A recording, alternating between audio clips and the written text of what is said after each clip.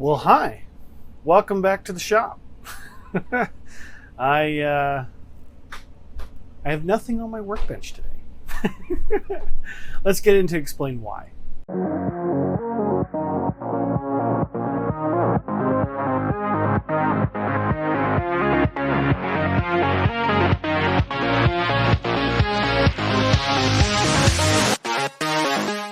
All right, so first I have to explain, there hasn't been a whole lot going on in the workshop because we're getting to the end of flying season. And so I thought I'd go over the status of the fleet, give you a little glimpse of what's going on in my home, how the shop has evolved over the past several months, given that I've done several builds here, and just let you have a little tease of what's coming up next. So as you can see, the shop is still currently in use by a number of different things for a number of different purposes. The reason being is that I have all of these planes that I am still flying or trying to fly. Some like the Sikorsky, I have not flown, and you can see the layer of dust on it. Really no particular reason other than the weather has been not exactly great. It's kind of like a powered kite, so any kind of wind or crosswinds kind of pushes it around, and we just haven't had many non-windy days, and days like that are on the weekend have been even fewer. The GB, nothing wrong with the GBR1. It's in its cradle and ready to fly next time. Again, the weather needs to cooperate for that one. Even though it has a gyro in it, I still want to treat it nice because I really wanted that model for years, and darn it, I don't want to crash it. This is one that I have not talked about on the channel. This is a Hangar 9 Corsair, and I got this from another club member, and it does have retracts in it. Given that I crashed the Bearcat earlier this year, this airplane was to be like my beater warbird, and it has been. Fly it at the field, flies great, flies on a FT monster motor, flight test monster motor, 6L, FR Sky Neuron 80 ESC, flies great. Had to put a whole lot of lead in the nose of it to get the CG right, but other than that, it's pretty awesome. The SIG something extra, I decided to go away from the 4-stroke and put the 2-stroke back in, just for, frankly, reliability's sake, and it has been extremely reliable. Not to mention, I have this burn on my arm from the 4-stroke, and so I'm still trying to get a little bit of revenge back there. Buffalo, picked this one up at the beginning of the year. Again, haven't really talked about it on the channel. It's just, it was on sale. It was a good buy. Wanted something quick and easy to throw in back of the car. I've easily had about 100 flights on that sucker, and it's a lot of fun. And I don't know why so many people bag on it. It does have a really weird down thrust, but once you get some nose weight in it, I mean, she just flies on rails and does whatever I want it to do. It's a point-and-shoot airplane. The Habu. It's kind of hard to see there. Let me turn it around. This is a great way to store the Habu. The Habu was sent to me from Horizon Hobby, so for something on that coming up soon. Yeah, a little bit of something on that. I have been flying that. The Fokker D.VI. Fokker D.VI flies well. Have had it out for a second flight and cannot seem to get the YEP ESC programmed correctly. I did program it or reprogram it without a voltage cutoff, and when I did fly it, I flew it with a battery checker that's going to beep. As soon as it got to 3.75 volts per cell under load, the ESC did a soft cut. Now, I had programmed it to not have a soft cut at all, but it still did. I even powered up the speed controller after I programmed it, take it apart, put it back together, and the programming card showed no cutoff for it. So I don't know what's going on. I still got some troubleshooting, but it needs paint, it needs markings, make it look more German. But that's what's going on with the D6. Let's see. You see a little thing back here, the MXS R70. This is a Hobby King plane, and I was flying the absolute snot out of this plane. As you can see, there's a little issue with the landing gear. Wings are in this wing bag right here. I've ripped that landing gear out about a dozen times now and cannot seem to find a good solution that's strong enough for it. So I've been letting it sit there, robbing parts from it. I robbed the motor for the Corsair, robbed the receiver for another airplane.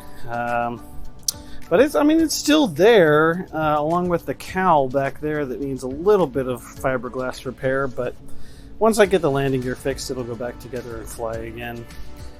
Moving on, we have the Rare Bear, the E-flite Rare Bear. I hadn't had it out in a while, and I was like, you know what, I want to fly fast today. So I charged up a pack, and it just was diving. It did not want to come up after hand launch, and so it bit the dust and completely busted up the spinner. So I ordered a new spinner, and it did the same thing all over again. So I don't know what's going on with this. Need to check it out a little bit closer. Yeah, that's what's going on with that. The Radian has been up a couple of times this summer, and I've gotten some good thermals out at the field. It's been a lot of fun. And what's underneath it? The Bugatti. Well, the Bugatti has certainly seen better days. Just covered in dust. Ew. Poor Bugatti. Bugatti is not going to fly again until I am determined to get tricycle gear on it. Yeah, that's what I'm going to do. Unfortunately, what that means is that the current landing gear, as it's set, is in the front of the wing. And if I'm going to tricycle gear, the rear mains need to be aft of the CG. I mean, as it is, the CG is so close right here, but it'll be the same issue if I go to tricycle gear and don't move those mains. Yeah, they just need to be moved aft of the spar, and then I have to cut holes, and I just haven't been motivated. I love the airplane, and I really want to do something and hear that motor scream again, but c'est la vie. Moving on. The Apollo, the red plane, the red one. I converted this to a power glider years ago before I got the Radian, and it just wasn't that fun of an airplane. I might take it out at some point to just play around with it, see if I can crash it and get rid of it. It's just taking up space. The GB, the other GB, I love this plane. This is the McKellar designed GB that's been upscaled a little bit. Flies fantastic. Landing gear, a little bit weak. Every time I fly this airplane at my field, I break the landing gear. So I just haven't had it out to the field. When I go to like DCRC that has like a paved runway, love taking it there. I flew it several times at DCRC down the road and love it.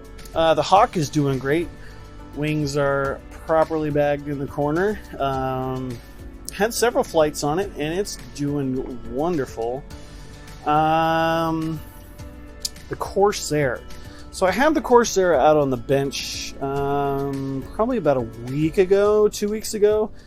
There was an issue with the landing gear. The landing gear, so there's, long story short, I hate grub screws. Grub screws are the bane of my existence. And the twist and rotate, whatever, retracts, they're Robart landing gear, but the grub screws just were not grabbing enough. There was a little bit of play when the gear was down that the wheels would turn, and it was causing it to be all squirrely on the ground. So I think I have that solved, but I need to get it put together and make sure that the pneumatic system still works, because things are a bit tighter since going away from grub screws. I actually put real bolts that I can tighten properly. It's so much better, so much tighter. So that needs to go on the bench, fully assembled, which is kind of a pain, but not as much of a pain as the P-47. The P-47 has been patiently waiting for me to fly her again. Again, the weather just has not been very cooperative this year. But that being said, I hope to have her flying soon. I'm just waiting for the weather to be right, and until then, I will continue to protect her and make sure she's ready to shine when she comes out. So, moving along to what is coming up. Well, oh, I missed a plane. Ha! For those of you who don't know what this is a Lane's Planes CUDA. The original left wing resides right there. I had a bit of a tumble. I've actually put this thing into the ground many times and it just keeps coming back for more. But I did have one particularly hard landing where I had to rebuild one wing. I got the other rebuildable wing in a box down below my table, but the CUDA has made a couple of appearances at the field this year, and it's still a hoot and a half. It just screams for about 4 minutes, and then it comes in and everybody goes, well, that was loud. So that's honestly about it in terms of the fleet. I've had airplanes come. I've had airplanes go. I've had airplanes go in a good way, and I've had airplanes go in a not so good way. But that's okay. It's all part of the experience of learning and having fun.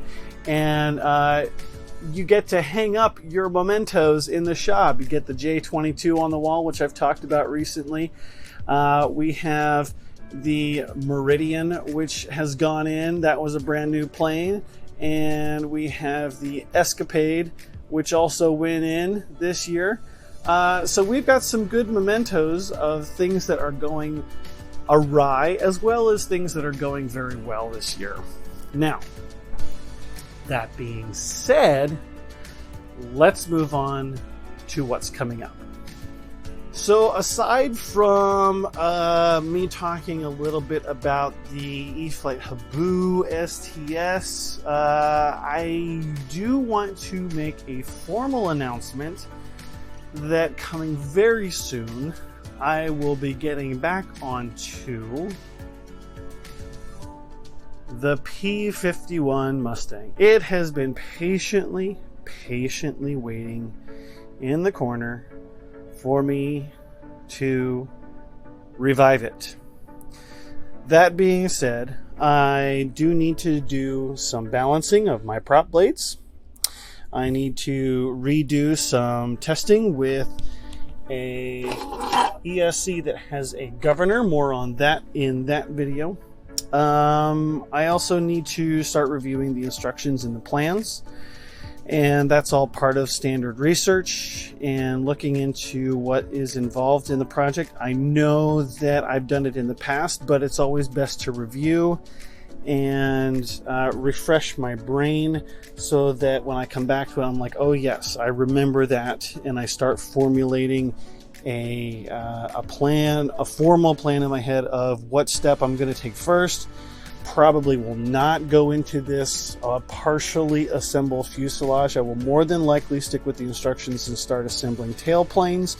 Usually top flight great planes, they have you start assembling like the rudder and vertical stabilizer, horizontal stabilizer, elevators, those kinds of things first. Again, have to review the instructions, have to review the plans, and we'll see where we go from there. The other thing that I want to talk about is old reliable. Yep, the Anet A8 is going to go away. I am going to get an upgrade. I'm not 100% sure. Well, I'm 99% sure what I'm going to get. But there will be an upgrade coming soon for the 3D printer because that's going to need some parts. That's going to need some parts, and I'm ready for a more reliable printer. While the Annette has served me very well and provided me with some fantastic projects, I'm ready for something that, well, let's say I'm just tired of the issues that I'm experiencing with ABS, and I believe that another solution will be better for my specific application. So that's pretty much it, guys. We got exciting days ahead. Again, I do have one other video that I want to post. It's an instructional video about something for those coming up into building season. I think it will be very helpful. Revolves around landing gear and retracts specifically. So look forward to that. I have another idea that I've been kicking around in my head. Maybe I'll include it with the retracts, maybe not. I haven't entirely decided. But really, at this point, flying season is nearly done, and I am really looking forward to proper building season and getting back on a major build, which is going to be so much fun. The P-47 was awesome last year, and I think the P-51 will be a really nice addition to the fleet. Again, I'm keeping the color scheme to myself until we get to that point, so don't ask. I know what's going to be. You don't, and just leave it be.